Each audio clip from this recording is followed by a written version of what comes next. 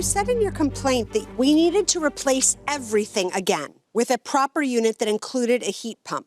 That second replacement cost nearly $5,000. What do you mean everything? So once we found out that we actually had a straight cool unit and not a heat pump unit, this is in November, then the only course of action was to change the whole unit out with one that had a heat pump. I thought that you could just put a heat pump onto what we already had. And once I asked that question and he explained, you can't put the heat pump onto the unit, you have to have a new unit.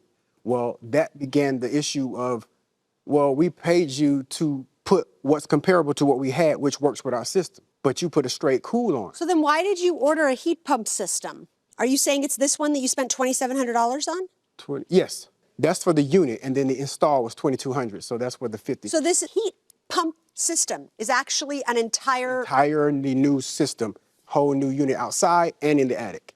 Did y'all question his licensing at any point in time throughout this whole thing? No. Why? Because we trusted his work. He did our neighbor's house. He actually put a whole new system in for our neighbor. So we knew he was able to do the work.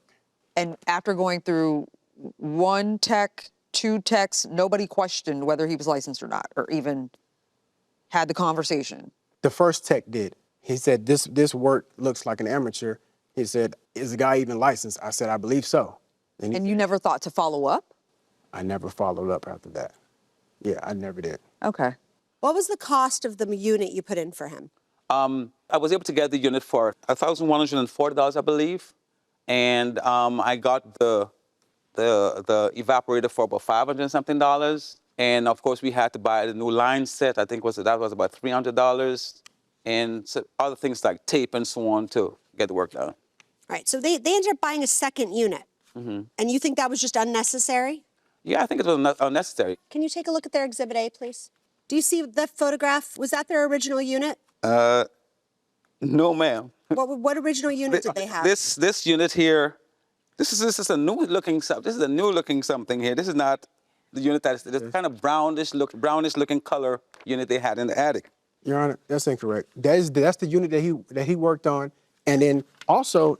Wait a minute. Hold on. This says 2024 in that photograph, and it has a QR code on it. They didn't have QR codes 20 years ago. This is the original unit that was in the house. The actual unit that I have a picture of shows the model number of the unit that he changed. I contacted the manufacturer. So show me where that is. Officer Finley, could you grab that?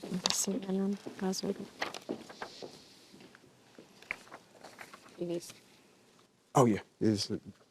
Okay, that's the original, but yeah. What you're looking at in that picture is actually the serial and the model number of the unit that he worked on. That's made by Goodman. I contacted the manufacturer to find out how do you look at that and see if it has a heat pump. I gave her the serial number and she said the H in that means that it has a heat pump. What I believe happened is he forgot, in doing so many things, he forgot that we actually had a heat pump and went out and purchased the straight AC unit thinking that we had a straight AC unit. And we didn't notice it until the winter because if it's AC and it's hot, you don't need heat. It's providing adequate air. You don't need so. And you're saying they didn't have a heat pump? Yeah, I didn't identify a heat pump. In fact, if I may say this as well. Okay, well, that's different. Saying I didn't find a heat pump is different than they did not have a heat pump. Yeah, well, I didn't see evidence of a heat pump. Mm-hmm. All right, the parties are excused while we deliberate in this matter. Sure. Thank you all. We have deliberated and reached a unanimous verdict. One thing that really came into play in this case is the burden of proof. You have the burden of proof to prove to us that the defendant informed you that he was doing a particular job and then didn't do it.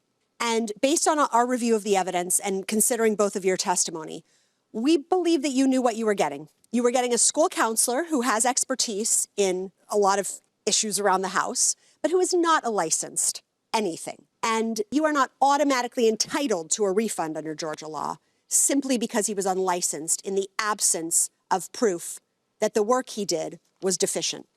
And at the end of the day, we think that he tried what you wanted, which was to come up with some half measures, and that you should have just replaced it with a high-quality unit in the first place. And so you get what you pay for. So for that reason, we don't believe you've met your burden of proof today, and our verdict is to dismiss the plaintiff's case, and we wish you all the best.